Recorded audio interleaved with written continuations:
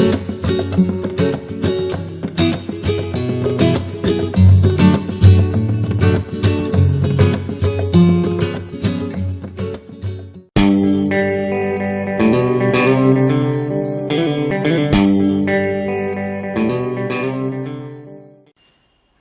मेरा नाम सुबोध गुप्ता है। मैं सस्ता लोन बाजार .com का फाउंडर हूं। आपने ये मुहावरा तो सुना ही होगा, 100 सुनार की एक लोहार की। ये मुहावरा मुझे इसलिए याद आ रहा है क्योंकि आज का जो हमारा विषय है डेट कंसोलिडेशन, या इसे हम लोन कंसोलिडेशन भी कह सकते हैं, और हिंदी में बोलने की कोशिश करूं तो ऋण एकत्रीकरण, वो इसी टॉपिक से जुड़ा हुआ मुहावरा है। तो इसका मीनिंग समझाने की कोशिश करता हूं आपको, अगर आप जानते नहीं है कि डेट कंसोलिडेशन क्या होता है। डेट कंसोलिडेशन या लोन कंसोलिडेशन, या बहुत सारे लोन जो छोटे छोटे लोन हैं उनको एकत्रित करके एक जगह इकट्ठा करना या एक बड़ा लोन लेना, इसको डेट कंसोलिडेशन बोलते हैं। एक उदाहरण के माध्यम से समझने का प्रयास करते हैं। मान लीजिए आपने एक होम लोन ले रखा है, एक कार लोन भी आपने ले रखा है, आपके 2-3 क्रेडिट कार्ड हैं जिनमें आपने पैसा विड्रॉ कर रखा है, उसका आउटस्टैंडिंग भी खड़ा है, आपने 1 या 2 पर्सनल लोन भी ले रखे हैं। तो इस तरह आप अलग अलग 4, 5, 6 EMI पे कर रहे हैं हर महीने, और वो 5-6 लोन जो आपने ले रखे हैं अलग अलग तरीके के, जिसमें सिक्योर्ड लोन भी हैं और अनसिक्योर्ड लोन भी हैं, वो अलग अलग रेट ऑफ इंटरेस्ट पे चल रहे हैं। अलग अलग उनका टेन्योर है, कोई 3 साल के लिए है, कोई 5 साल के लिए है, कोई 7 साल के लिए है, कोई 1 साल के लिए है। तो इन सब लोन्स की अलग अलग EMI हर महीने अलग अलग डेट को जा रही है। कोई 7 तारीख को जा रही है, कोई 9 तारीख को जा रही है, कोई 20 तारीख को जा रही है, और हो सकता है अलग अलग बैंक अकाउंट से भी जा रही हो या एक ही अकाउंट से जा रही हो। अगर आपके 2-3 सेविंग अकाउंट हैं तो हो सकता है कोई EMI एक सेविंग अकाउंट से जा रही हो, दूसरी EMI अलग सेविंग अकाउंट से जा रही हो। तो डेट कंसोलिडेशन या लोन कंसोलिडेशन का साधारण भाषा में मतलब है कि बहुत सारे जो छोटे छोटे आपके लोन हैं उन सबको इकट्ठा करके मर्ज करके एक लोन बना लेना। और डेट कंसोलिडेशन 100 सुनार की एक लोहार की जैसा काम है, क्योंकि इतने छोटे छोटे लोन की बजाय एक सिंगल लोन जब आप ले लेंगे तो उसके काफी सारे फायदे होते हैं। तो आज के वीडियो में मैं बताने वाला हूं कि अगर आप इसी प्रकार की स्थिति में हैं जहां मल्टीपल तरह के लोन आपने ले रखे हैं और आप फिनेंशियल क्राइसिस से गुजर रहे हैं, या आपका जो घर का मंथली बजट है, बिजनेस का जो मंथली बजट है वो इससे प्रभावित हो रहा है, या अलग अलग तरह के लोन लेने से आपके दिमाग पे स्ट्रेस काफी बढ़ गया है, आपको लगता है कि इतने सारे लोन मेरे सर पर हो गए हैं, या इतने सारे लोन लेने की वजह से किसी न किसी लोन में आप लेट पेमेंट कर दे रहे हैं, जिसकी वजह से आपकी EMI कभी कभी बाउंस हो जाती है या कभी कभी लेट हो जाती है, उसकी वजह से आपका सिविल स्कोर भी इम्पेक्ट हो रहा होगा। तो डेट कंसोलिडेशन और लोन कंसोलिडेशन कैसे करना चाहिए, कैसे कर सकते हो आप, और इसका क्या फायदा है, और अगर नुकसान है तो क्या नुकसान है, तो आज इसी टॉपिक पे हम डिस्कशन करते हैं। डेट कंसोलिडेशन भी 2 तरह का होता है, एक debt consolidation through secured loan और दूसरा debt consolidation through unsecured loan. Debt consolidation through secured loan का मतलब है कि यदि आपके पास कोई प्रॉपर्टी है, चाहे आपका घर है या कोई दुकान है या कोई और इंडस्ट्रियल प्रॉपर्टी है, तो आप उस प्रॉपर्टी को बैंक को मोर्गेज करें और उसके अगेंस्ट लोन लें। या आपका अगर कोई होम लोन चल रहा है तो उस होम लोन पे आप एडिशनल लोन ले सकते हो, जिसे कि टॉप अप लोन बोलते हैं। तो debt consolidation through secured loan का मतलब है जब आप बैंक को कोई अपनी प्रॉपर्टी एज ए सिक्योरिटी देते हो और उस पे लोन लेने का प्रयास करते हो, तो इसको कहते हैं debt consolidation through secured loan. Debt consolidation through unsecured loan भी होता है, यानी कि अगर आपके पास कोई प्रॉपर्टी नहीं है, या जो भी आपके पास प्रॉपर्टी है आप उसमें मैक्सिमम लोन पहले ही ले चुके हो, परंतु उसके बाद भी आपके बहुत सारे क्रेडिट कार्ड्स हैं जिनका आउटस्टैंडिंग खड़ा हुआ है, जिसकी EMI पे कर रहे हो आप, तो भले ही आपके पास सिक्योर्ड लोन लेने के लिए कोई प्रॉपर्टी अवेलेबल नहीं है, परंतु आप कोई पर्सनल लोन ले सकते हो, एक बड़ा पर्सनल लोन ले सकते हो, और जो छोटे छोटे आपके कई पर्सनल लोन चल रहे हैं या छोटे छोटे कई क्रेडिट कार्ड आपके चल रहे हैं जिनमें सब में आउटस्टैंडिंग बढ़ गया है, उनको मर्ज करके एक बड़े पर्सनल लोन में आप कन्वर्ट कर सकते हो। इसको बोलते हैं debt consolidation through unsecured loan.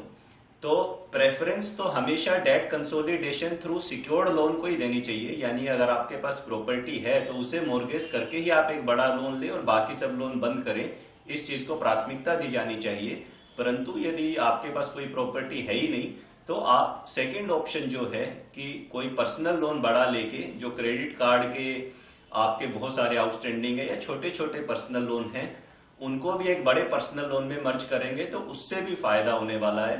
क्योंकि जो आपके क्रेडिट कार्ड पे आप रेट ऑफ इंटरेस्ट पे कर रहे होंगे, हो सकता है वो 24%, 30% या 36% तक पे कर रहे हो,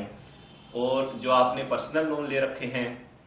हो सकता है उनका रेट ऑफ इंटरेस्ट बहुत ज्यादा हो और नया पर्सनल लोन आपको कम रेट पे मिल रहा हो, या उनका जो टेन्योर है बहुत कम हो, 3 साल का हो या अभी 1.5 साल बचता हो, लेकिन जब आप नया पर्सनल लोन लेंगे तो वो हाईएस्ट या लॉन्गेस्ट टेन्योर के लिए आप लें, 5 साल के लिए लें या इससे भी ज्यादा अगर कोई बैंक दे रहा है तो उस पीरियड के लिए लोन लें, ताकि आपकी जो मंथली ईएमआई है वो कम हो जाए और आपके ऊपर जो फाइनेंशियल बर्डन है उन सारे क्रेडिट कार्ड्स का और उन सब पेमेंट्स का वो कम हो जाए। तो ये तो मैंने संक्षिप्त में बात की है कि डेट कंसोलिडेशन अगर आप अनसिक्योर्ड लोन के माध्यम से करते हैं तो कैसे कर सकते हैं। पर मेरा जो आज का वीडियो है या मेन टॉपिक है वो debt consolidation through secured loan ही है, क्योंकि यहीं पे डेट कंसोलिडेशन या लोन को इकट्ठा करके एक बड़ा लोन लेने का सबसे ज्यादा फायदा हमें नजर आएगा। तो अब हम बात करते हैं कि debt consolidation through secured loan क्या है। ये तो मैंने आपको बता दिया है, इसके फायदे क्या होते हैं।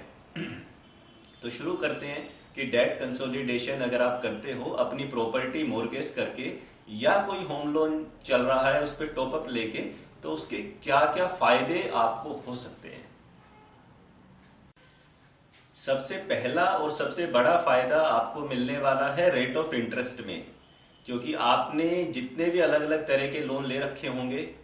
पर्सनल लोन ले रखे होंगे, क्रेडिट कार्ड के आउटस्टैंडिंग होंगे, या कार लोन ले रखा होगा, या बाइक लोन ले रखा होगा, या कोई और लोन किसी प्रकार का ले रखा होगा, तो हो सकता है वो हायर रेट पे चल रहे हो। और किसी भी अनसिक्योर्ड लोन के मुकाबले में सिक्योर्ड लोन यानी जो प्रॉपर्टी को मोर्गेज करके लिया जाता है वो कम रेट पे मिलता है।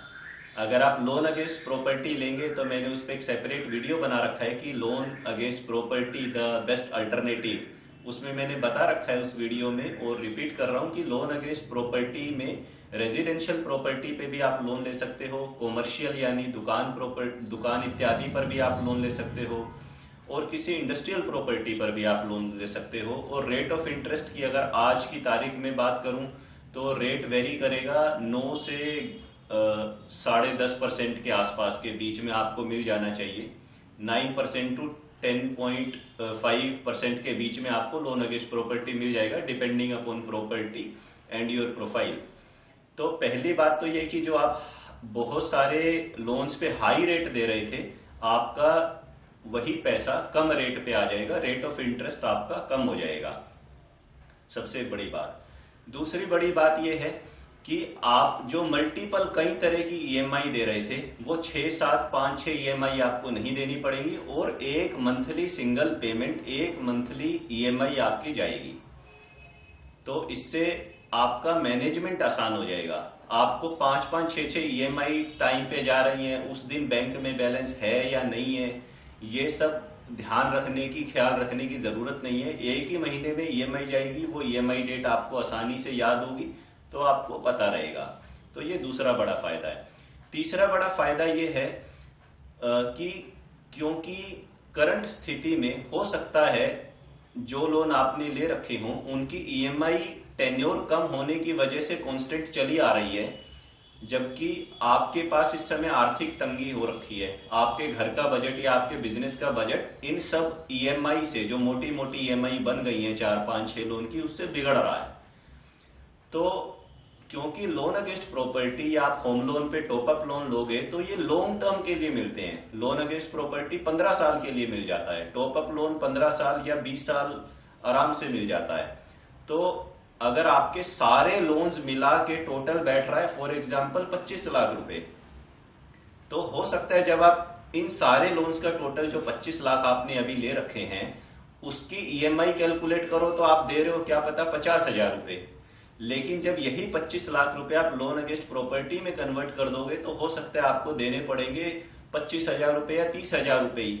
तो आपका लोन अमाउंट उतना ही रहा, लेकिन जो आपकी मंथली ईएमआई सभी लोन्स की मिला के 50,000 जा रही थी वो घट के 25,000 या 30,000 या इससे कम आ जाएगी। तो इससे जो आपके ऊपर प्रेजेंट में प्रेशर या दबाव बना हुआ है आर्थिक स्थिति पे आपकी, वो एकदम तुरंत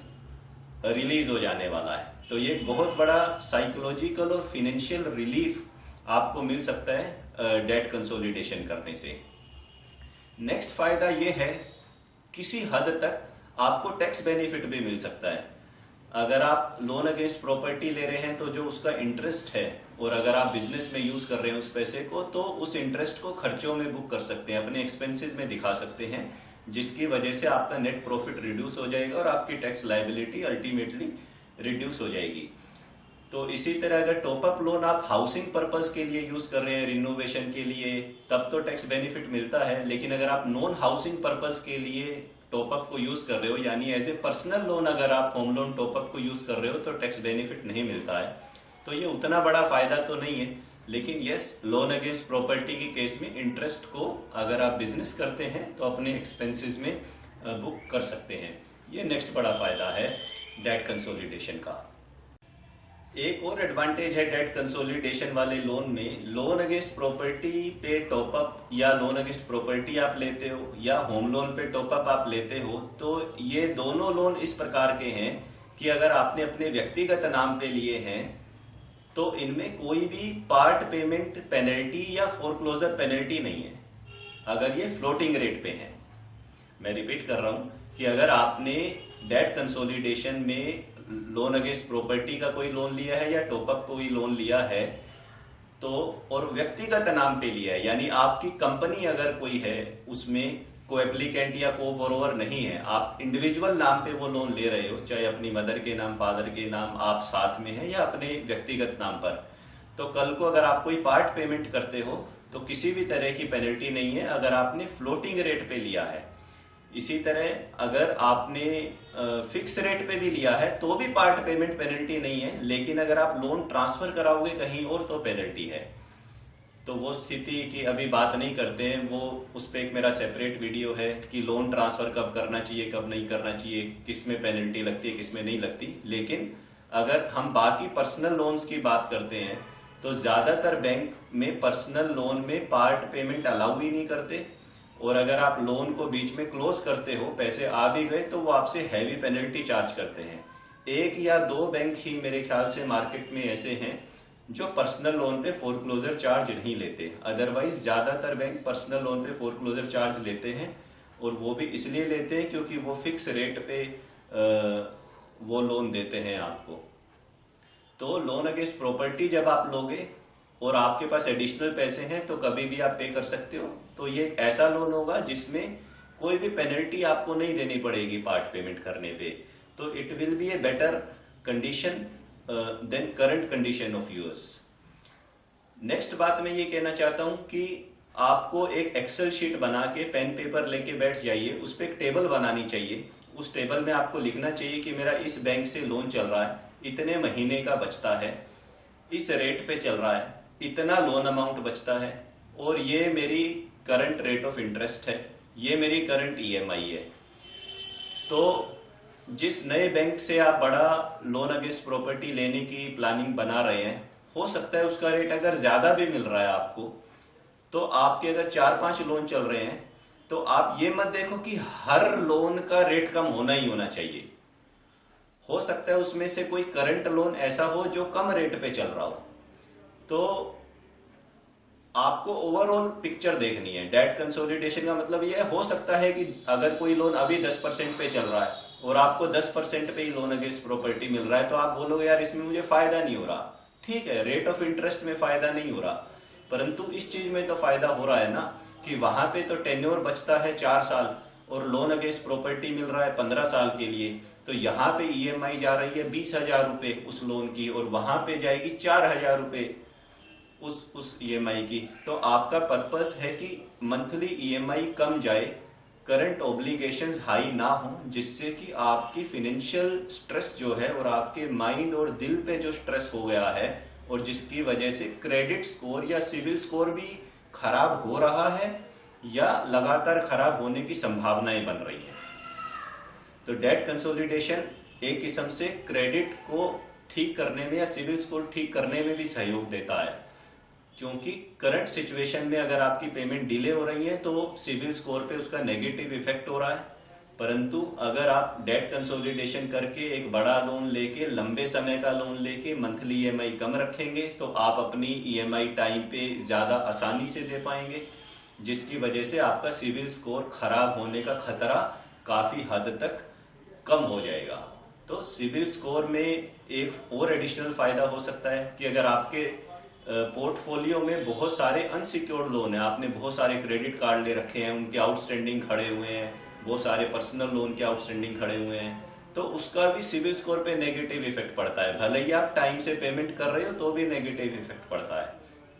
तो अगर आपका टोटल जो पोर्टफोलियो है उसमें सिक्योर्ड लोन ज्यादा दिखाई देगा तो उसको भी एक हेल्दी सिचुएशन माना जाएगा आपकी क्रेडिट वर्दीनेस के लिए। तो उसका भी सिविल स्कोर पे और आपकी सिविल रिपोर्ट पे पॉजिटिव प्रभाव पड़ेगा अगर आप एक सिक्योर्ड लोन लोगे। तो ये भी एक एडेड एडवांटेज है। होम लोन पे टॉपअप भी बड़े ही सस्ते रेट पे मिल जाता है। होम लोन आजकल 8.30 से लेके 8.50 तक वेरी कर रहे हैं डिफरेंट बैंक्स का। टॉपअप भी या तो इसी रेट पे मिल जाता है या इससे 10-20 बेसिस पॉइंट्स हायर मिल जाता है। 8.35 8.40 पे होम लोन चल रहा है तो 8.50 पे टॉपअप मिल जाएगा, 8.40 पे भी मिल सकता है। तो ये भी एक सस्ता लोन है। तो डेट कंसोलिडेशन का नेक्स्ट फायदे की बात करते हैं हम। डेट कंसोलिडेशन का नेक्स्ट बड़ा फायदा ये है कि आपकी एलिजिबिलिटी बढ़ जाती है और लोन लेने की। हालांकि मैं वो रिकमेंड नहीं करता क्योंकि डेट कंसोलिडेशन किया ही इसीलिए जा रहा है एक लाइफ लाइन की तरह कि भाई जो करंट स्थिति पैदा हो गई है, बहुत सारे लोन लेने से सर पे बहुत तरह बड़ी बड़ी ईएमआई बन गई है, उसको रिलैक्स किया जा सके। और अगर आप और लोन ले लोगे तो कहीं ऐसा ना हो कि वापस उसी स्थिति में पहुंच जाओ। परंतु क्योंकि आप एक लॉन्ग टर्म का लोन लोगे, 15 साल का लोन लोगे, लोन अगेंस्ट प्रॉपर्टी लोगे या टॉपअप लोन लोगे, तो उससे आपकी कम ईएमआई जाएगी मंथली, और मंथली कम ईएमआई जाएगी तो आपकी जो ईएमआई पेइंग कैपेबिलिटी है वो बढ़ जाएगी। यानी कि आपकी और लोन लेने की क्षमता और ईएमआई देने की क्षमता बढ़ जाएगी, और उसके बाद अगर आपको और भी कोई एडिशनल लोन चाहिए वो आप ले सकते हो, और कोई क्रेडिट कार्ड चाहिए और कोई पर्सनल लोन चाहिए तो वो भी आप ले सकते हो, जो कि करंट स्थिति में शायद नहीं ले सकते क्योंकि आपकी ईएमआई इतनी ज्यादा जा रही है कि बैंक आपको लोन देने के लिए तैयार ही नहीं है कि सर आप तो इतनी सारी ईएमआई दे रहे हो तो हम आपको लोन नहीं दे सकते। परंतु जैसे ही आप डेट कंसोलिडेशन करके लोन अगेंस्ट प्रॉपर्टी लोगे या टॉपअप लोन लोगे तो आपकी मंथली ईएमआई रिड्यूस हो जाएंगी, जिसकी वजह से आपकी ईएमआई पेइंग कैपेबिलिटी दोबारा से बढ़ जाएगी। ये एक और बड़ा फायदा है डेट कंसोलिडेशन का। अब आप सोच रहे होंगे कि एग्जिस्टिंग ईएमआई आपकी इतनी सारी है तो नया बैंक आपको लोन कैसे दे पाएगा। तो उसका तरीका ये रहता है कि बैंक आपसे सभी एग्जिस्टिंग लोन के फोरक्लोजर लेटर मांग लेगा। यानी कि हर बैंक से आपको लिखवा के ले लेना है कि कितना रुपया आउटस्टैंडिंग है, उनको कितना रुपया पे करना है, और फिर जिस बैंक से आप लोन अगेंस्ट प्रॉपर्टी ले रहे हैं या टॉपअप लोन ले रहे हैं होम लोन का, तो जब वो लोन को डिस्पर्स करते हैं तो सीधा ही उन पार्टीज के नाम पे वो चेक बना देते हैं। यानी अगर आपने पर्सनल लोन ले रखा है किसी बैंक से और किसी दूसरे बैंक से आपने कोई कार लोन ले रखा है, किसी तीसरे बैंक क्रेडिट कार्ड का आउटस्टैंडिंग ले रखा है, तो आप सभी बैंकों से फोरक्लोजर लेटर लेके उस बैंक को दे दीजिए। तो जब नया बैंक आपकी एलिजिबिलिटी निकालेगा लोन की तो वो ये मान के चलेगा कि ये सारे लोन क्लोज करने हैं, और वो डायरेक्ट उनके नाम पे चेक बना देंगे और वो डायरेक्ट चेक आप उनको जाकर दे दीजिएगा अपने एग्जिस्टिंग बैंक को, ताकि वो लोन क्लोज हो। बात करते हैं कि डेट कंसोलिडेशन का नुकसान क्या हो सकता है, इसके डिसएडवांटेज क्या हो सकते हैं। कोई मेजर डिसएडवांटेज डेट कंसोलिडेशन का नहीं है अगर इसको वाइजली किया जाए और अगर आपको वो सिचुएशन सूट कर रही है। परंतु दो चीजें ध्यान में रखनी जरूरी है। एक ये कि जो एग्जिस्टिंग लोन आप बंद करने वाले हो तो उनमें कहीं फोरक्लोजर चार्ज तो नहीं लग रहा है, पेनल्टी तो नहीं लग रही है वो लोन बंद करने की।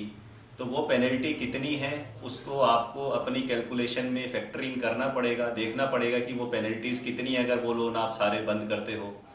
इसी तरह जो आप नया लोन लोगे, बड़ा लोन लोगे, टॉप अप लोन लोगे या लोन अगेंस्ट प्रॉपर्टी लोगे आप, उसकी वन टाइम प्रोसेसिंग फीस जाएगी।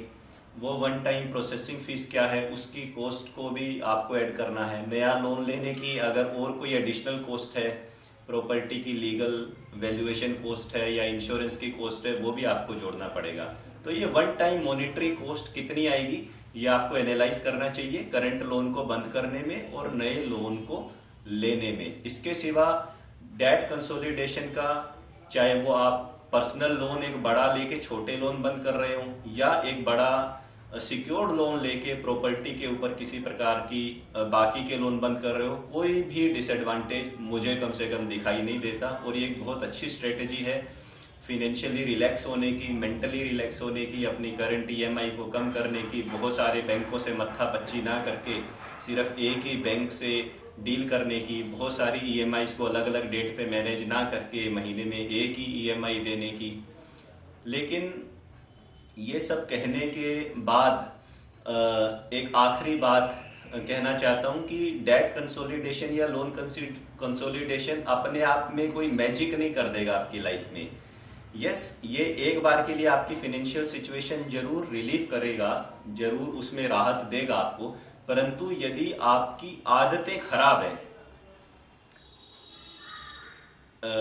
इससे पहले कि मैं आगे बोलूं मुझे कुछ पंक्तियां याद आ गई हैं किसी शायर की, और वो पंक्तियां ये है कि दुख ये है कि तू सच सुनने का आदी नहीं है, दुख ये है कि तू सच सुनने का आदी नहीं है, वरना ये उम्र तुझे ख्वाब दिखाने की नहीं है। दुख ये है कि तू सच सुनने का आदी नहीं है, वरना ये उम्र तुझे ख्वाब दिखाने की नहीं है। तो मैं भी आपको कोई ख्वाब नहीं दिखा रहा कि आप बहुत फाइनेंशियली साउंड हो जाओगे और स्ट्रेस फ्री हो जाओगे, परंतु सच सुनने की अगर हिम्मत है तो प्रॉब्लम यह है कि अगर आपने अपनी स्पेंडिंग हैबिट्स को, अपने फाइनेंशियल मैनेजमेंट को ठीक नहीं किया और आपने की ईएमआई अभी 50,000 जा रही थी, डेट कंसोलिडेशन से वो घट के 25,000 हो गई, तो कहीं आप खुशी के मारे दोबारा से क्रेडिट कार्ड का आउटस्टैंडिंग ना बढ़ा दो, कहीं आप फिर खुशी के मारे कि वाह अब तो पोजीशन हल्की हो गई, फिर से कोई पर्सनल लोन ना ले लो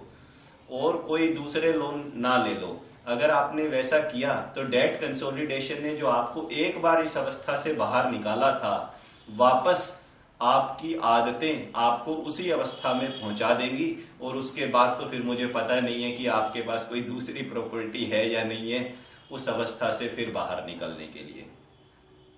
तो अपनी स्पेंडिंग हैबिट्स को या बजटिंग को या फाइनेंशियल मैनेजमेंट पे कंट्रोल रखना बहुत जरूरी है, ताकि बार बार ये जो दुष्चक्र है, एक लोन उतारने के लिए दूसरा लोन लेना, दूसरे लोन को उतारने के लिए तीसरा लोन लेना, आप इस दुष्चक्र से बाहर आ सको। तो मुझे लगता है कि मेरे आज के वीडियो से इस विषय के बारे में आपको काफी जानकारी मिली होगी। फिर भी अगर आपको इस विषय से संबंधित कोई सवाल है, आपके मन में प्रश्न है, तो नीचे कमेंट सेक्शन में आप अपना क्वेश्चन पोस्ट कर सकते हो। मैं हर संभव कोशिश करता हूं कि हर कमेंट का मैं रिप्लाई करूं, पॉजिटिवली रिप्लाई करूं जैसे ही मुझे टाइम मिलता है। आपको अगर मेरा आज का ये वीडियो पसंद आया है तो कृपया लाइक कीजिए और सब्सक्राइब बटन क्लिक कीजिए। और अगर आपको किसी भी प्रकार की लोन की आवश्यकता है दिल्ली एनसीआर में, तो आप मुझे फ़ोन कीजिए और मैं आपकी हर संभव प्रयास करूंगा आपकी सहायता करने के लिए, आपको लोन लेने में। मेरा ये वीडियो आपने इतने ध्यानपूर्वक देखा और सुना, इसके लिए आपका शुक्रिया। Thank you.